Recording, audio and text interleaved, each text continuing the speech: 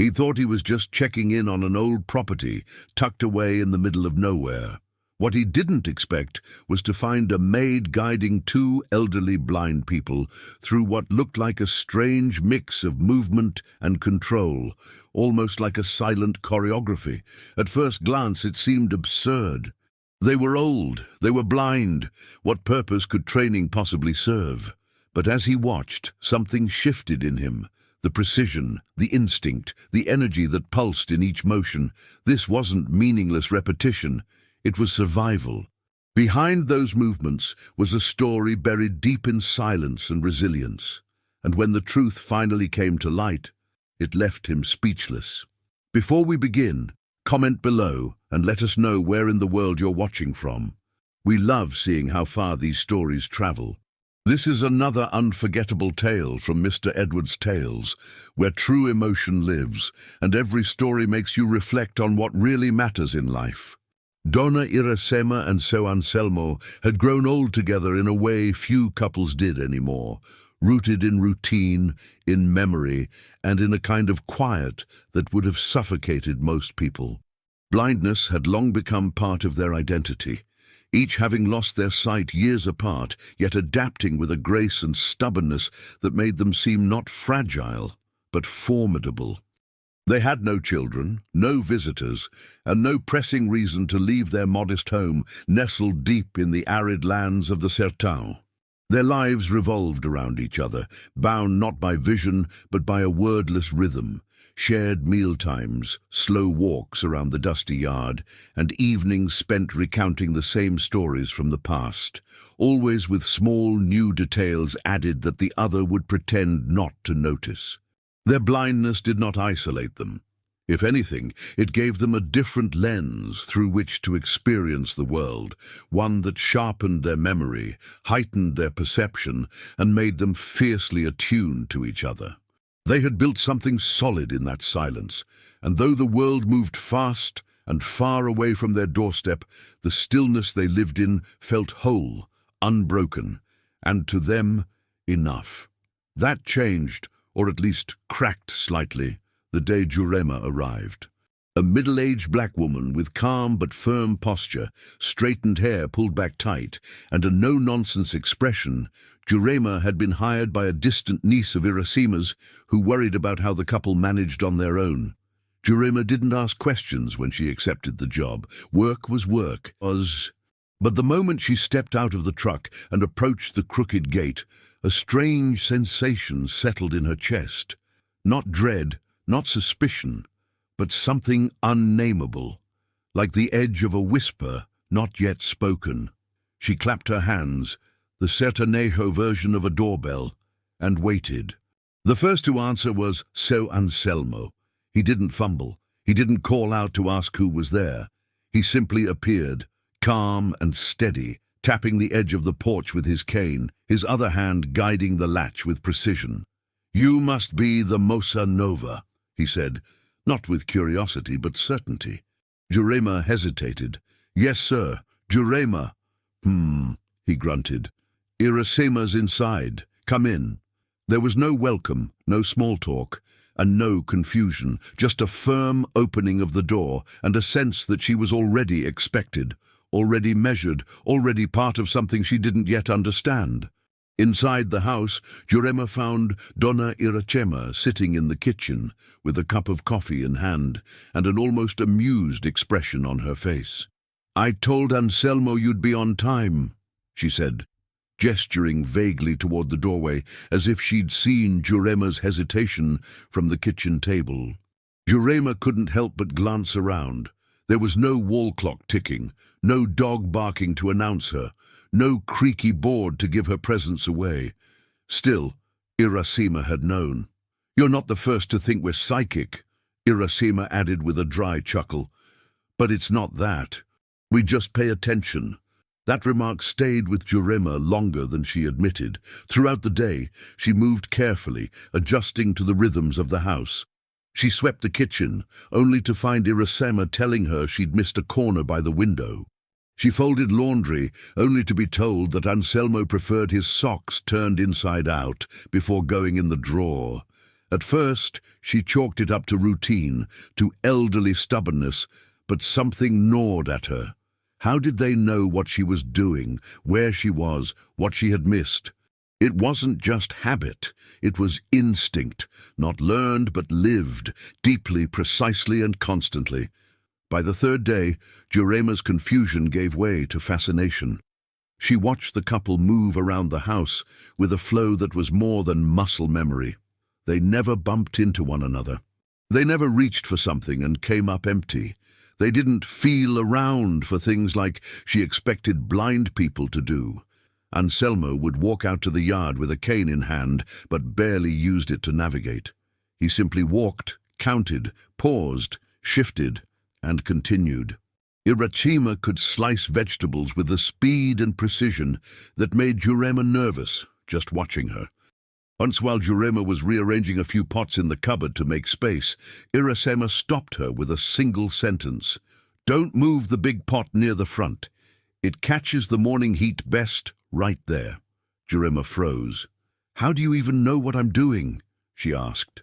Irachema smiled faintly. "You breathe heavier when you squat. Your keys jingle when you shift weight, and that metal pot has a different sound when you move it." It wasn't a boast. It was just a statement of fact, shared the way someone might say, "The sky is blue." For the first time in a long while, Jurema felt like the one being studied. That night, she stayed up late, sitting at the small table by the window in her modest guest room. The couple was already asleep, doors closed, no light in the hallway. Jurema stared at her own hands. She had come expecting to help, maybe even to feel useful or needed, but instead, she felt like the outsider. Not unwelcome, but clearly a guest in a world that operated on an entirely different frequency. The way they moved, the way they sensed. There was something sharp and clean about it, something pure. She had seen pride in old people before. The kind that comes from survival, from hardship, from holding on to dignity through years of struggle. But this was different. This was power, not physical, not loud, but undeniable. She began to question everything she thought she knew about blindness. These people weren't surviving. They were commanding their space in a way few sighted people could.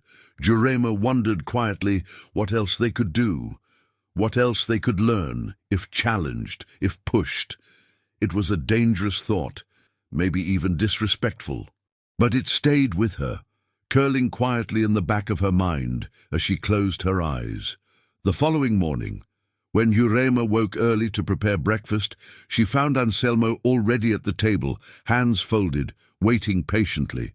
Irachema followed soon after, walking confidently from her room without hesitation. "You breathe louder when you've been thinking too much," Irachema said, sitting down without prompting. Jurema laughed, despite herself. "I guess I've been breathing heavy all week." Anselmo raised an eyebrow. "That's not a bad thing. Thinking's good. But careful. Our walls remember things." Jurema didn't understand that at first, but she nodded anyway.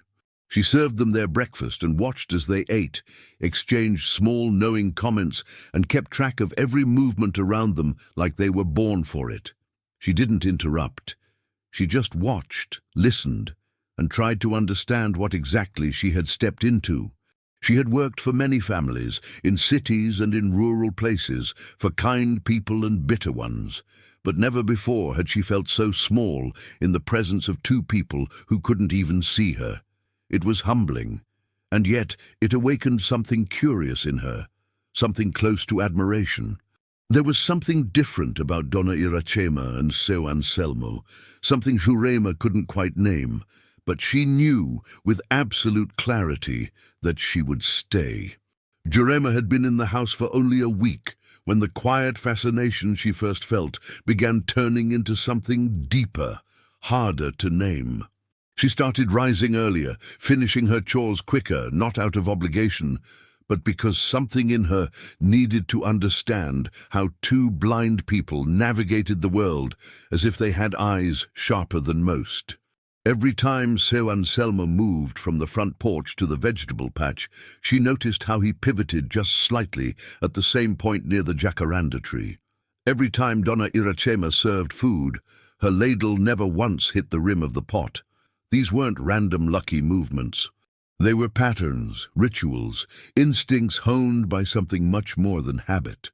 One afternoon, as Jurema silently mopped the kitchen, she moved a chair just an inch from where it normally stayed. Hours later, Iracema came through with her hand, gliding gently across the table, and said without missing a beat, "You left that chair crooked, menina. Fix it before someone cai de bunda." Jurema chuckled, but didn't reply. The woman's tone had been dry, not scolding, but certain. That certainty stirred something in Jurema, a question. How much more could they do if someone taught them? She wasn't the type to talk about her past. When people asked, she gave vague answers, worked here and there, or did some caretaking. But one afternoon, while peeling cassava in the backyard with Iracema seated nearby shelling beans, the silence between them grew comfortable enough to loosen Jurema's tongue. "I used to teach self-defense," she said abruptly without looking up. Iracema didn't pause, just hummed in acknowledgement. "Back in the Quilombo near Alto do Jatobá," Jurema continued. "The boys, the girls. Didn't matter the age. I taught them how to fight, how to feel a threat before it showed its teeth." Now Iracema did pause, just slightly. "Hard life, that?" Jurema shrugged. "Harder not to teach. The world doesn't wait for permission to hurt people." There was a long pause after that. Iracema nodded slowly. "Makes sense. Never had someone teach me how to fight. We learned how to endure. It's different." Jurema looked over, surprised. "But you do fight," she said, serious now. "Every day. The way you walk, the way you listen. That's not just surviving. That's owning your space." Iracema gave a small smile, one that didn't reach her eyes. "We do what we can." So Anselmo was sitting on the steps, his ears turned toward the faint hum of the windmill in the distance, while Iracema folded laundry on the table. Jurema stood nearby, drying dishes. "I want to try something," she said. The statement came out firmer than expected. "Try what?" Anselmo asked, straightening his posture. "Training you two," she said, "to defend yourselves. Not just walking, cooking, sensing, but actual defense. Grapples, reactions, strike zones, footwork." The silence that followed was heavy, not with rejection, but calculation. "You think two Velhos Segos can do that?" Iracema asked after a beat. "I think two people who navigate the world better than anyone I've ever seen can learn whatever the hell they want," Jurema replied, voice calm but charged. Anselmo let out a long exhale, not a sigh, but something close to a laugh. "You're bold, Garota. That's what they used to tell me," she said, cracking a small grin. "But I'm not joking. I know how to do this. And I think you two are worth the effort."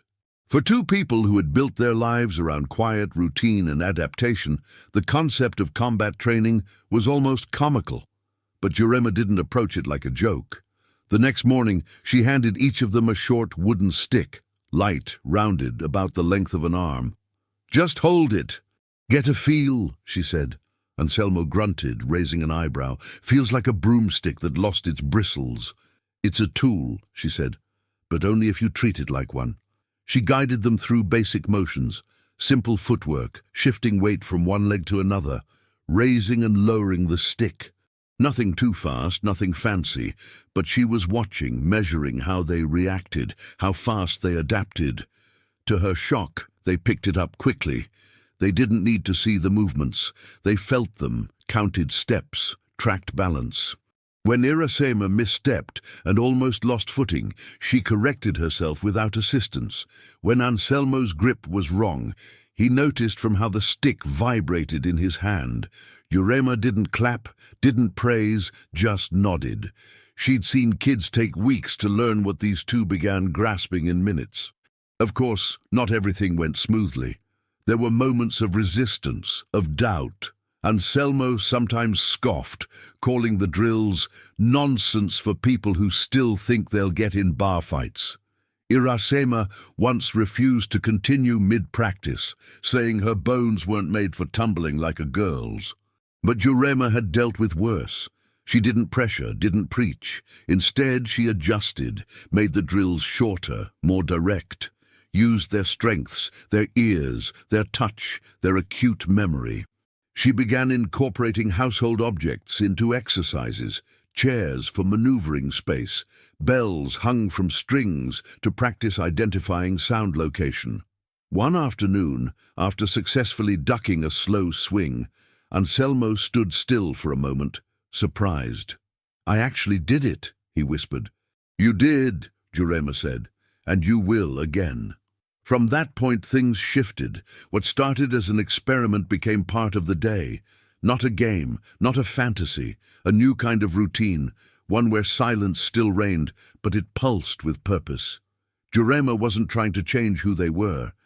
She was showing them what was already there, and she saw it clearly now. That sense she'd felt on her first day, that eerie precision with which they moved, the way they always seemed to know more than they should, wasn't magic. It was mastery. A lifetime of sharpening every other sense, of compensating not with desperation, but discipline. Jurema realized she wasn't here to help them because they were blind. She was here because they had potential, real, dangerous, powerful potential. And now they had someone willing to shape it. As she sat alone after training that evening, lacing her fingers and flexing her palms, she thought about how far they could go. "We start slow," she had told them. "We work every day. No skipping, no excuses." They had nodded. No complaints. Just commitment. As the sun dipped below the horizon, she smiled to herself. Yes, the idea was bold, maybe even insane. But she wasn't afraid. Not of hard work, not of risk. She had trained farmers, grandmothers, teenagers, rebels. She knew talent when she saw it. And in that little house in the sertão, she saw something rare, something dangerous, something worth building. Jurema, a black woman with a strong personality and a past she rarely spoke of, had made up her mind. She would train them. At first, convincing them wasn't easy. So Anselmo was the more skeptical of the two, muttering things like, "We're too old for this nonsense," or "Next, you'll want us to jump from trees." Iracema, while more open, still had her doubts. "We've gone decades surviving just fine," she said one evening after supper, her fingers carefully folding a dishcloth. "What's the point now?" But Jurema was patient. She didn't push with speeches or grand visions. Instead, she kept it simple. It's not about fighting. It's about sharpening what's already there. Your instincts, your movement, your awareness. She looked at them seriously. "You're already halfway trained without knowing it. I just want to help finish the rest." That line stuck. It echoed in Iracema's mind as she lay in bed that night and reappeared in Anselmo's thoughts when he misstepped over a crooked tile the next morning. By the third conversation, Jurema asked one last time, voice calm but unwavering, "1 week. If you hate it, we stop." After a pause, Iracema nodded first. Then grudgingly Anselmo followed with a low, "Fine, but don't expect me to start doing backflips." Jurema just smirked. "No flips. Just steps." She handed each of them a piece of fabric, old dish towels knotted in the middle, and told them to hold one end in each hand. "This isn't for blocking or hitting," she explained. "It's to teach your body where your arms are in space. Control begins there." The couple was skeptical but did as told.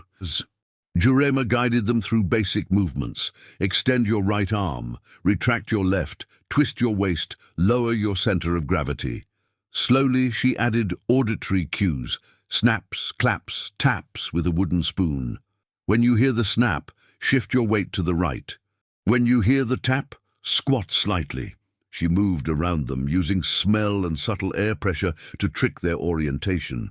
She even carried strong scents, rosemary, vinegar, citrus peel, and wafted them from different angles. It forced them to anchor their senses, to differentiate space based on smell and wind direction.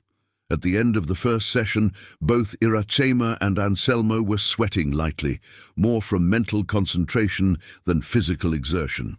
That was strange. Anselmo muttered. "But I didn't fall," Irashima said proudly. By the third day, things began to change. The tension in their shoulders loosened, their reactions quickened. Irashima was first to improve. She moved more confidently, her steps more deliberate.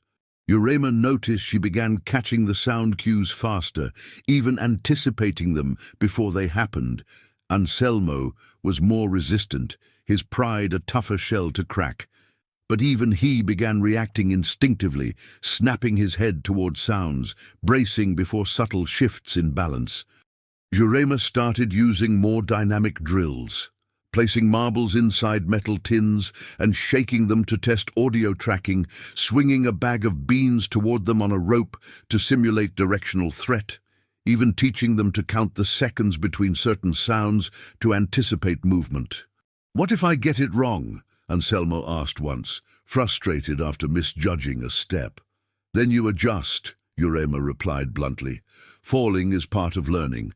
Staying down is the only failure." That sentence silenced him for a long while. Later, during lunch, he repeated it to Irachema softly. She nodded, saying nothing, but reached across the table and rested her hand on his.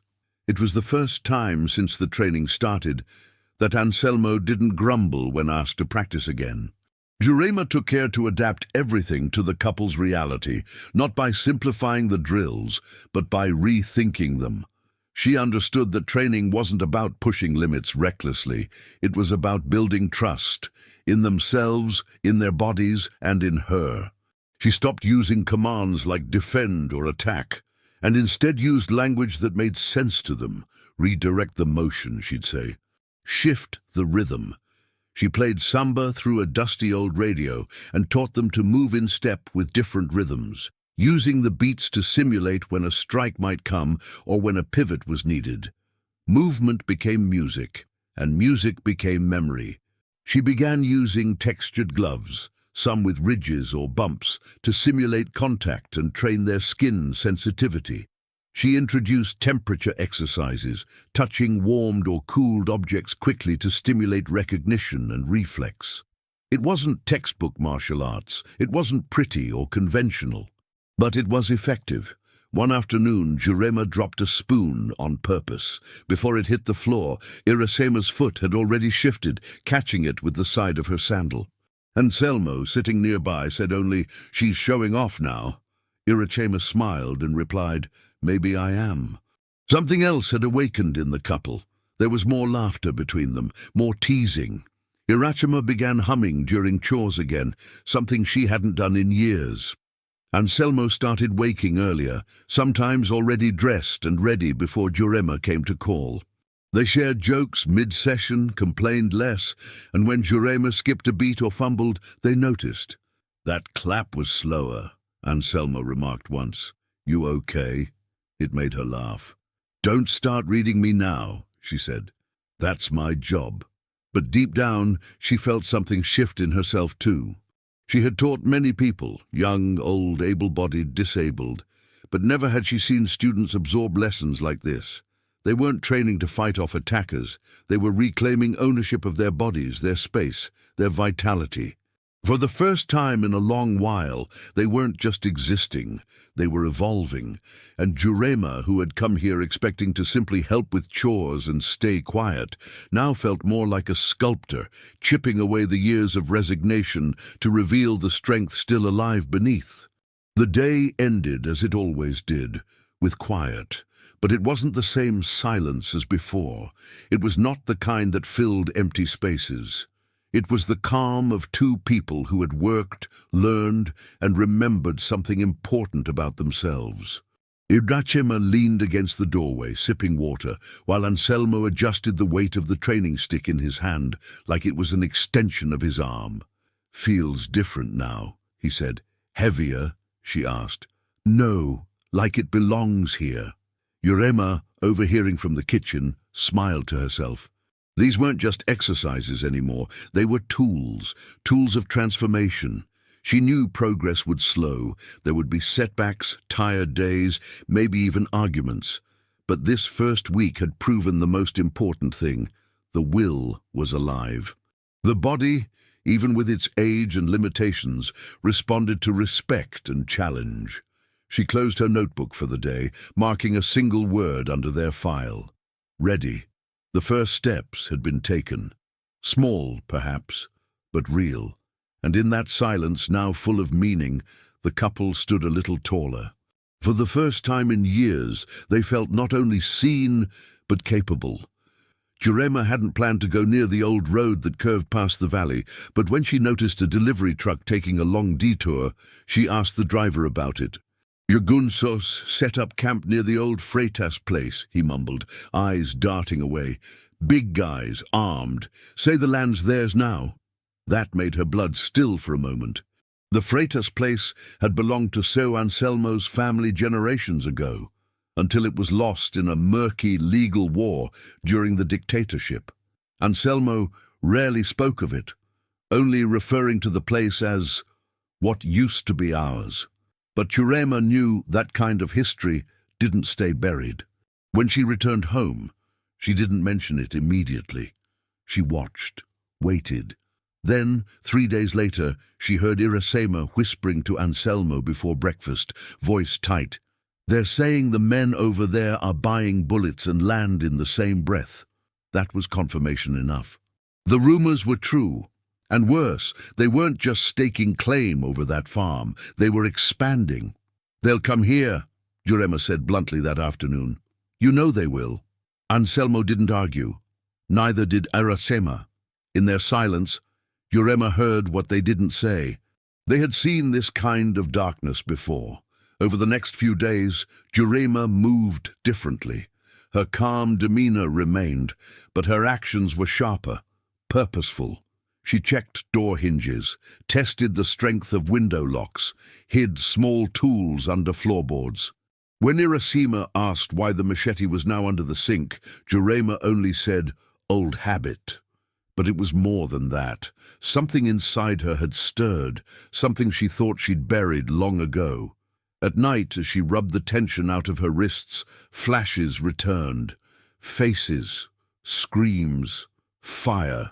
Her past wasn't some distant tale she told for effect. It was real.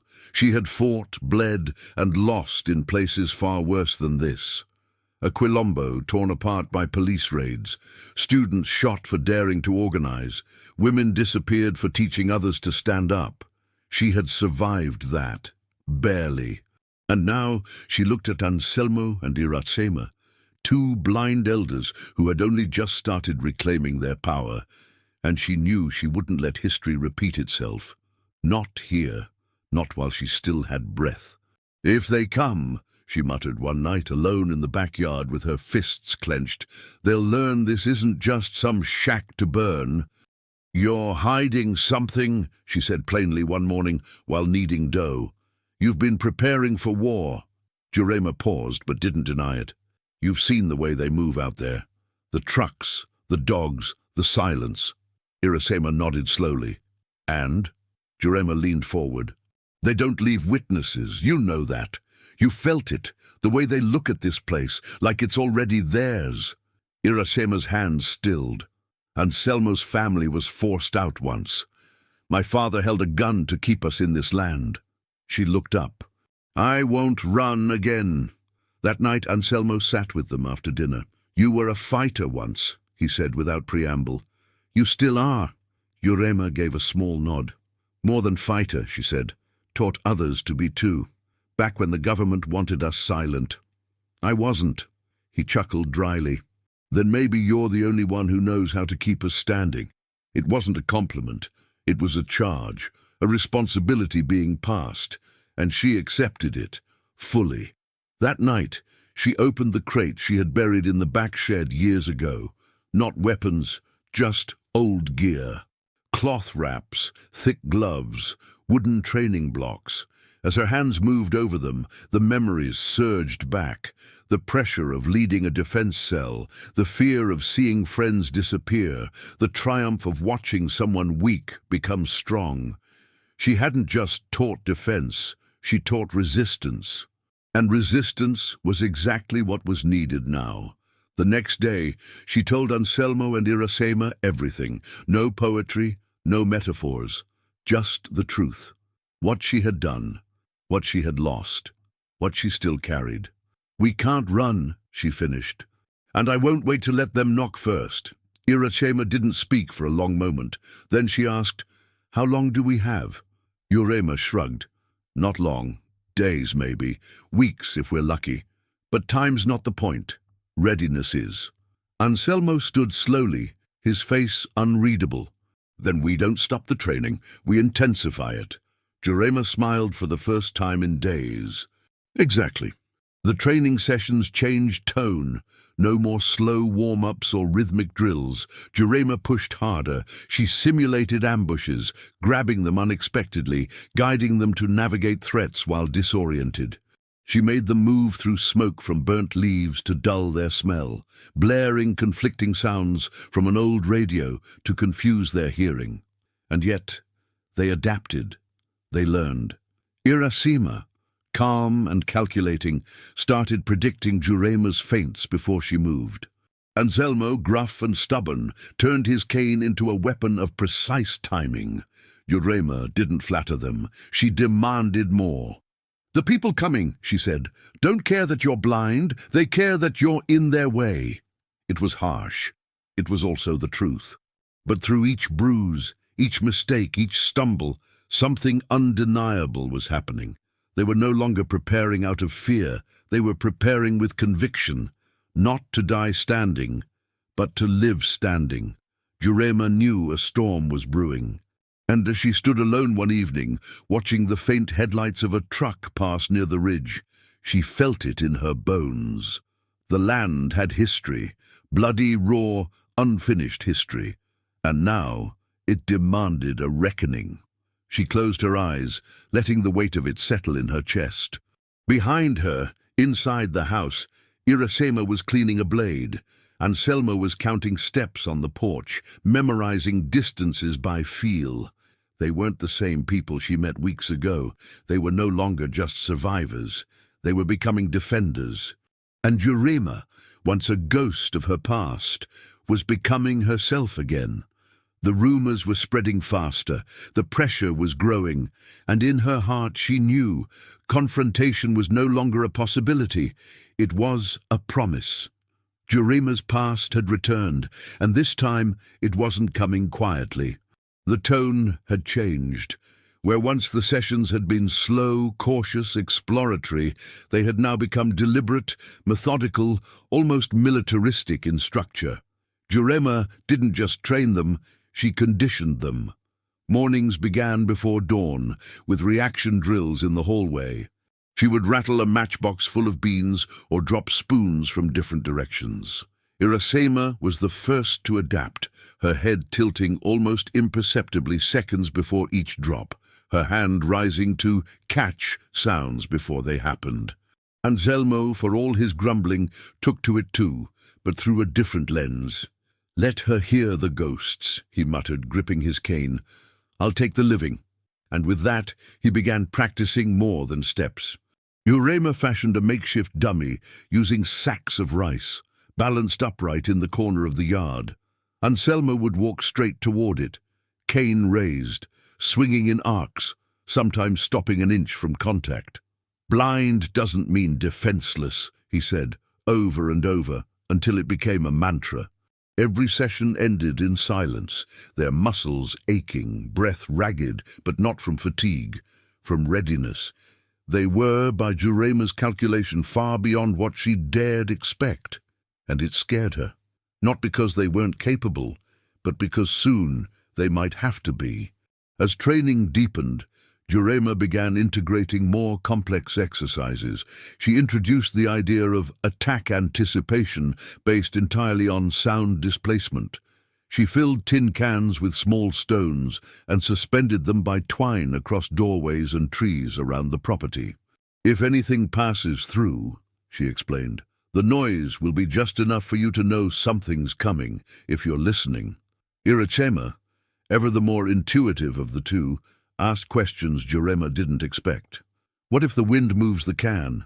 Or a rat?" Jurema smiled. "That's why you won't just listen. You'll feel the difference. She brought out ropes with attached bells, thin enough to be tripped over, strung along key pathways and hidden in tall grass. Their rings were faint but distinct. Irachema spent hours memorizing each tone, noting which ones meant north, which meant west. Anselmo, meanwhile, took the opportunity to practice offensive defense. He turned his white cane, once a mobility aid, into an extension of his body. Jurema taught him how to grip it loosely for swings, tightly for stabs, and how to use it to disarm or deflect. "Don't think of it as a cane," she told him. "Think of it as a sword, one with memory." His expression didn't change, but the next morning he carved the word justice into the handle. Their coordination improved in ways Jurema hadn't seen, even in some of her Quilombo trainees. They began anticipating each other's movements, creating a silent, mutual choreography. Irachema would rotate half a step to the left as Anselmo passed behind her, clearing his path by instinct. During drills, Jurema intentionally changed the direction of sound cues to see who would adapt faster. More often than not, it was Irachema. "She's cheating," Anselmo joked once. "She was a bat in a past life." But even he began catching up. During one surprise simulation, Jurema dropped a weighted bag behind him.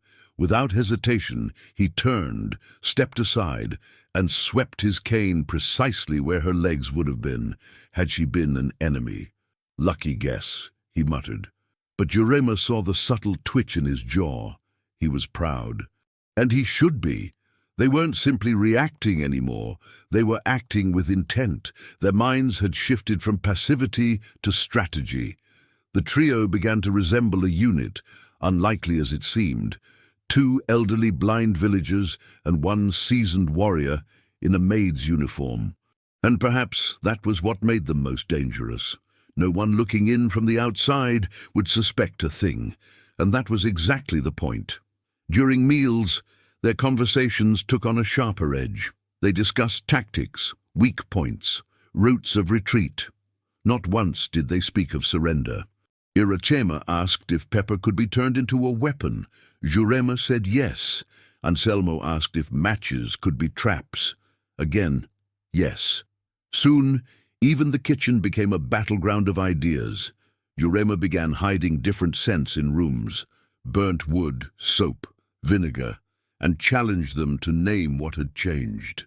"Smells tell stories," she said. "Before your ears hear trouble, your nose will already know." Irachema took to that quickly. "There's blood in spoiled milk," she once remarked after smelling a rag soaked in old meat juice. Jurema stared at her a long moment. "Yes," she whispered. "Exactly that. It wasn't just about prepping the house, it was about preparing them. Because defenses don't hold without the people behind them believing they are worth defending, and that belief had bloomed, slowly, fiercely. Where once there was resignation in Anselmo's silence, now there was calculation. Where Irachema once floated through rooms with gentleness, now she walked with precision. Jurema wasn't training victims, she was arming a resistance, quiet, unseen, but ready. With every passing day, the perimeter around the house became more secure. The jagged ring of traps and alerts, tin cans, bells, stones, tripwires, wasn't just practical. It was symbolic. "Let them come," Anselmo muttered one evening. "We won't be surprised." But despite their progress, Jurema never softened. She remained intense, focused, almost obsessed. She knew that discipline was the only thing keeping fear from creeping back in.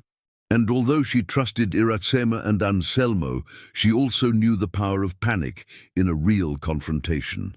So she kept testing them. One night, she waited until 2 a.m. to simulate a breach, kicking over a can, scraping the door with a stick, tapping windows. It took seconds for both elders to respond. Irachema moved to block the front hallway. Anselmo circled the kitchen with his cane raised. When she stepped inside, candle in hand, they were already waiting. "Not bad," she said, "but next time I'll bring 2. They didn't laugh. They didn't flinch. They simply nodded. The game was over. This was real now, and every test from that point forward felt less like rehearsal and more like prophecy. The trio stood one morning in the center of the living room, surrounded by improvised weapons and traps, breath steady, minds alert. Jurema looked at them not as an employee, not as someone tasked with chores, but as a leader in an improbable alliance. "We're not just surviving," she said, voice quiet. "We're defending something sacred." Anselmo adjusted his cane, now reinforced with weighted metal inside the tip. "And if they take this house," he said, "they'll do it bleeding." Iracema placed her palm gently on the wall, listening, her sixth sense tingling at the distant vibration of something beyond.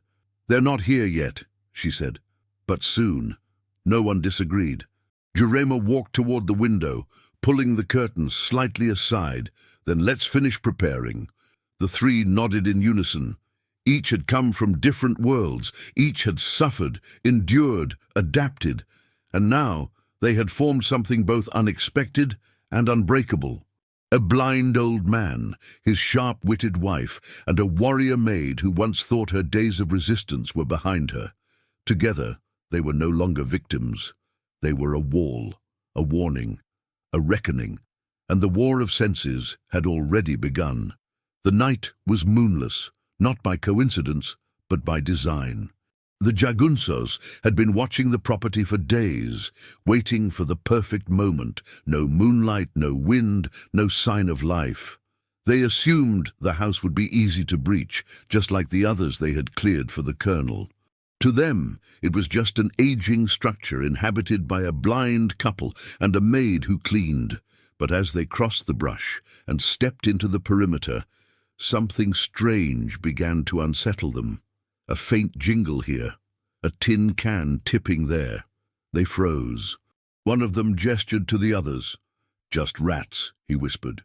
But Jurema had prepared the land not for rats, but for ghosts. Every movement the men made was noted, tracked. Inside the house, Irashima sat on the edge of her bed, still, calm, her fingers twitching with anticipation. Anselmo stood near the doorway, cane gripped like a sword. Jurema was crouched just beneath the window, counting the seconds between movements outside. 3 sets of boots, she whispered to herself. 2 heavy, 1 light, front and back. They had trained for this. Now it was time to act. The first invader tried the front door. It gave way easily, but not without consequences. As the wooden panel swung open, it triggered a set of strings tied to rusted knives placed strategically behind a curtain. The blades didn't need to pierce, just to surprise and scatter. The man cried out, not from injury, but from the sudden chaos.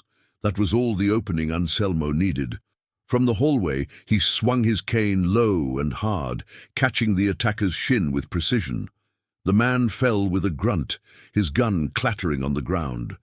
"Get out!" Anselmo barked, not because he expected obedience, but because voice could become weapon too. At the back entrance, another Jagunso crept in quietly, only to stumble into a wire hidden in the darkness. A cascade of stones fell from a shelf, slamming into his shoulder and forcing him backward. Irachima, having memorized the location of every floorboard, moved silently to intercept. She raised her walking stick, not as a tool, but as a blade, striking him in the neck with practiced force. "No mercy for thieves," she said coldly, voice firm. They had stopped being passive hours ago. Now they were defending their land. Jurema took on the third intruder herself.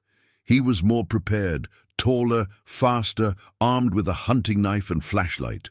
But he was also cocky, and cocky men underestimate women with aprons and calloused hands. She let him enter through the side room, then dropped low and swept his legs with a bamboo pole hidden behind the door. As he fell, he slashed out, grazing her arm. She didn't flinch. Instead, she kicked him in the temple with brutal precision. "Never look down on women who've buried their past," she hissed. She tied his hands with his own belt and dragged him to the hallway. "One down," she whispered to herself, blood trickling but unnoticed. Inside, the house turned into a maze of confusion for the attackers. Each room was a trap, mothballs laced with pepper, piles of broken glass covered by old rugs, narrow passages with tension lines tied to falling shelves. The jagunços couldn't rely on vision. They had it, but it didn't help. Their sight became useless in a house designed by the blind, defended with other senses. It wasn't a fight, it was a deconstruction of dominance, and the house was the battlefield. Anselmo moved with uncanny awareness. He had trained for this moment for weeks, rehearsing steps between furniture, knowing the acoustics of every corner. When one of the attackers tried to recover his weapon from the floor, Anselmo was already there, swinging hard. The cane cracked against the man's wrist, sending the pistol sliding under the table. Anselmo kicked it away and pressed the tip of his cane against the man's throat. "You think because I can't see, I don't know who you are," he growled. "I know men like you. You steal with hands and pride. You never earned a thing." The man spat in response, but didn't dare move. Meanwhile, Hiroshima had set off another trap using an old radio. She turned it on suddenly, full volume, distorting the attacker's sense of direction. It was a trick Jurema taught her, sound confusion. While they flinched and cursed, she attacked. Short jabs, fast movements, not enough to kill, but to dominate. This was no longer just about survival. It was about proving that perception wasn't limited to eyes. It was about breaking the myth that vision equals power. And the jagunços, so sure of themselves, were learning that the hard way. Outside, one of the men tried to retreat, but even the yard had been transformed. The bell traps rang, cans fell. He stumbled into a snare Jurema had rigged days earlier and was yanked flat on his back. Before he could cry out, she was there, foot on his chest, holding a small blade. "You step on this land, you bleed on it," she said. "That's the rule now." The man whimpered, defeated. She didn't press further. There was no need. The invaders were done. Those who weren't unconscious were immobilized. Those who weren't bound were too frightened to act. The house stood, barely touched. Its defenders, wounded, sore, bloodied, stood taller than ever. Jurema surveyed the scene, her chest heaving. "They thought we were weak," she said aloud. They thought wrong. Irasema, limping slightly, joined her. "We didn't win because we saw them coming," she said. "We won because we felt it." Anselmo chuckled behind them. "And because they forgot one thing," he added. "That blind doesn't mean broken." Irasema rubbed a sore shoulder. Anselmo cleaned his cane like a warrior would his sword. Jurema patched up her arm in silence. They didn't speak much. There was no need. Everything that needed saying had been said during the fight, with movement, instinct, courage. No one knew what would come next, or if others would try again. But for that moment, they had reclaimed something bigger than a house. They had claimed dignity, autonomy, presence. And in that silence, a new understanding was born, not of blindness, but of vision in its truest form. The fight had been tense, dramatic, even symbolic. It was vision versus perception, dominance versus defiance. And in the end, it was not the ones who saw, but the ones who felt, who truly conquered. The invaders had come expecting silence. Instead, they met a war of senses and lost. When the sun rose after the battle, there was no victory song, only the quiet rustling of wind brushing past a house that refused to fall. Jurema sat on the front step with a cloth wrapped around her stitched forearm, gazing out into the dusty trail the jagunços had been dragged away on. She didn't speak for a long time, not until Irasema came and gently handed her a mug of black coffee. "Still hot," Irasema said. "Like our blood." Jurema chuckled lightly, shaking her head. "Your blood's hotter than mine, Dona."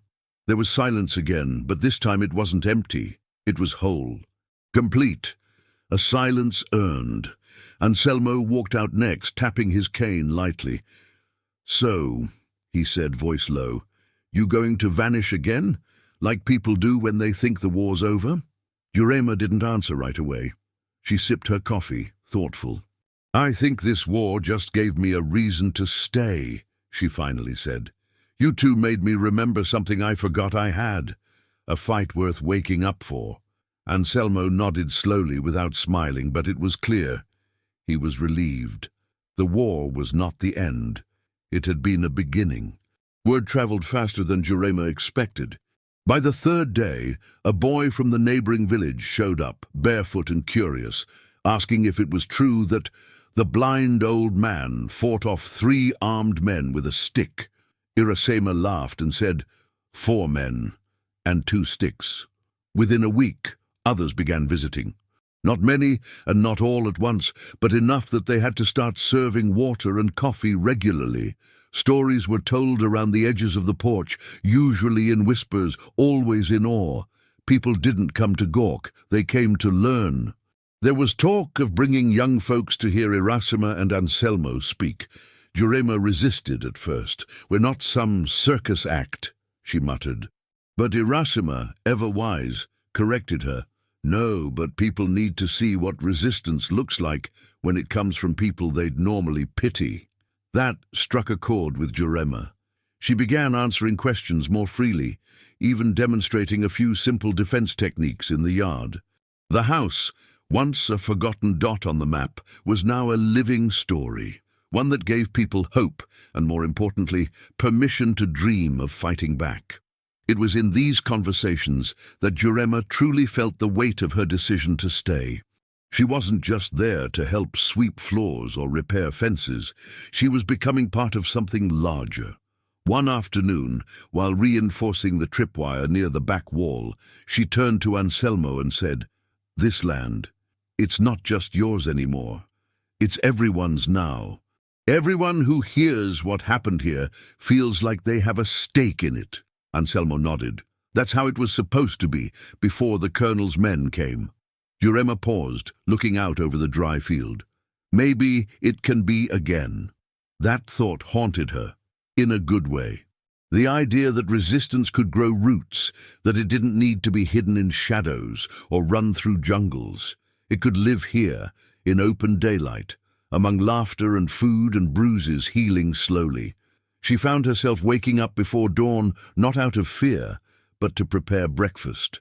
Her hands, once used to breaking ribs in defense, now kneaded dough for bread.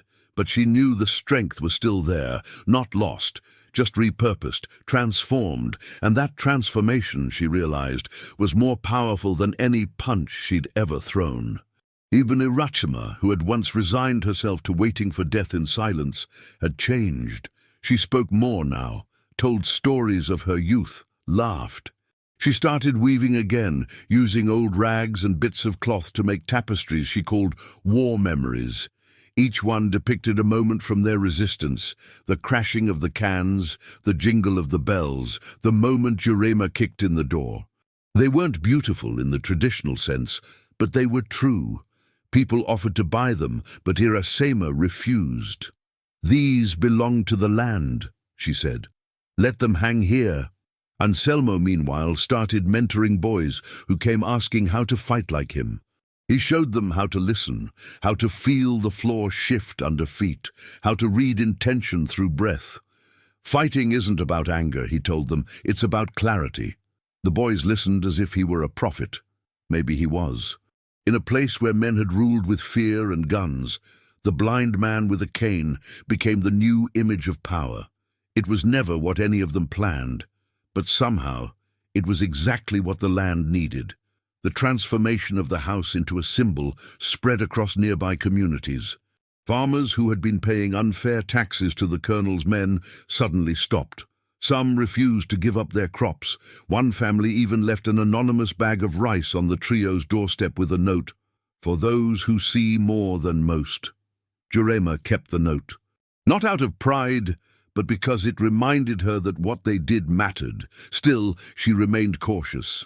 "Symbols draw eyes," she told Irasema one evening, "and eyes draw danger." But Irasema just smiled. "Then let them look. Let them see we're not afraid anymore." That became a kind of unspoken motto in the house, not defiance for its own sake, but a quiet refusal to bow. That refusal began reshaping the nearby villages in subtle ways. Kids started playing the blind warriors in the street. Women whispered about setting up self-defense groups. Jurema began teaching a few trusted people what she had taught Iracema and Anselmo. She knew it was risky, but she also knew the most powerful seed was the one planted in truth. And this land had cried for truth long enough. After everything, the house was still standing, not untouched but stronger, and now so were its people. Jurema no longer saw herself as a survivor of her past, but as a defender of her future. One morning, she stood on the porch and looked out, not to the horizon, but to the garden she had begun planting beside the traps. Iracema joined her, carrying a basket of beans. "Planting again?" she asked. "Always," Jurema replied. "Roots need room to grow." Anselmo came out last, leaning on his cane, not because he was tired, but because it had become his scepter. Together they watched the first visitor of the day approach, a young girl with a blindfold, walking carefully through the yard, testing her steps. Iracema smiled wide. "She came back," she said. Jurema nodded. "They always do." In that moment, the land itself seemed to breathe, not in pain, but in pride. It had cried, yes, but now its cry had become a call to resist, a call to heal, a call to feel. And above all, a call to see, not with eyes but with something deeper, something unshakable. The fear was gone, and in its place stood something stronger: respect. The training yard wasn't much to look at, just a flat piece of land behind the house, fenced with scrap wood and wire. But it held something sacred now. It had become a ground of transformation. What started with Iracema and Anselmo had grown beyond them. 2 months after the invasion, Jurema officially opened what she called the Center for Sensory Defense, a simple name for a radical idea, that blindness and physical limitations were not barriers to protection, but doorways to deeper strength. The first to arrive were cautious. A woman missing a leg, a boy born blind, an old man who had lost a hand in a mill accident. Each came carrying more shame than hope. But Jurema had no time for pity. "This land didn't cry for your tears," she told them. "It cried for your courage." Her voice was steady. Her methods were clear. She began with touch, sound, spatial memory. No mirrors, no visual demonstrations, just guided movement and sharp listening. "You don't need to see your enemy," she said. "You need to feel them. You need to hear what they're trying to hide." Iracema and Anselmo became her first instructors. Not assistants, instructors, and they were good. Iracema focused on developing spatial intuition. She turned simple objects into tools of awareness: seeds in cans, wooden spoons tied to strings, even wet rags used to simulate sudden movement. Her students loved her, especially the children, who laughed as they practiced ducking and striking based on sound alone. She never allowed hesitation. "Don't ask me where it's coming from," she'd shout. "Tell me where it is." When one boy broke down after misjudging a swing and falling, she knelt beside him and whispered, "Every fall is a map your body makes. Memorize it. Use it." The boy returned the next day with a vengeance. Anselmo, on the other hand, taught stillness. "You think fighting is fast," he told them, "but the strongest fighters are statues before they strike." He trained them to wait, to feel vibrations through the floor, to anticipate based on rhythm. He showed them how to move without revealing sound, how to place their feet so their presence was felt only when it was too late.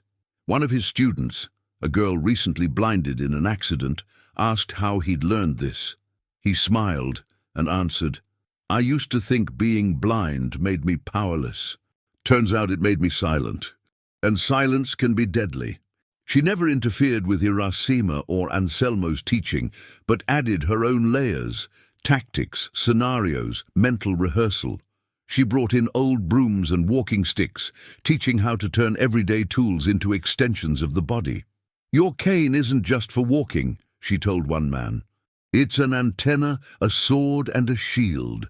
Stop using it like it's a crutch." Her tone was hard, but never cruel. She pushed her students to redefine their limits. Eventually, she taught group formations, how to move together, how to communicate through taps, foot placement, shared breath. These weren't martial arts classes. They were systems of survival. And soon, students from nearby villages came, not all with disabilities. Some were just curious. Some were inspired. Some were ashamed of never having fought back against their own oppressors. Jurema made no distinction. "Everyone's got something broken," she said, "and everyone can build something new." The backyard began to echo, not with cries of pain, but with laughter, the clash of sticks, the rhythm of barefoot steps against dirt. It wasn't the silence of old.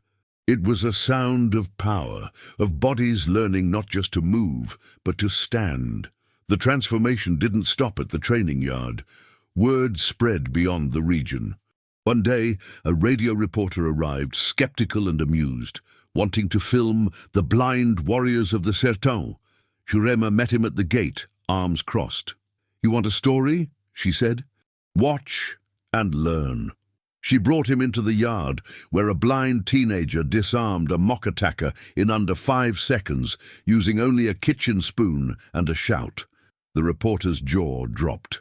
The next week, a short segment aired on regional television. It was modest, but powerful.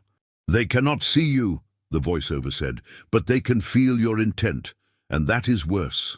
After that, letters began arriving. Notes from parents of children born blind, questions from teachers, invitations to speak. Jurema declined all public appearances. "We're not a show," she told Irasima. But Irasima disagreed. "We are a message," she said, "and messages must travel." So they compromised. 1 open day per month. Visitors could watch, ask questions, and even try training blindfolded. Many failed, but all left with something deeper than technique. They left humbled. They left rethinking what it meant to be limited, and that was the point. That was the new kind of sight Jurema had set out to teach. Jurema began to dream bigger, not of fame, but of sustainability. She designed a rotating leadership system among the students, allowing them to teach each other and pass on techniques. "If one of us falls," she said, "the knowledge doesn't die." She kept detailed notebooks of drills, notes in braille and tactile symbols, ensuring that even those who could not read by sight could follow. She sought out local artisans to build tools adapted for the blind. Weighted sticks, textured balls, even obstacle courses with coded sound cues. Irasima pushed her to consider something bigger. "This isn't just a home anymore," she said one evening. "It's a movement." Anselmo, more cautious, warned against spreading too fast. "Let roots deepen before you stretch branches," he advised. Jurema took both to heart. The program grew, but carefully. It wasn't about quantity, it was about impact. And that impact was evident every day, in the confidence of a girl spinning a staff, in the determined steps of an old man guiding others. The land that had once held nothing but silence now buzzed with a new language, a language made of action, of choice, of reclaiming worth through discipline, unity, and sweat.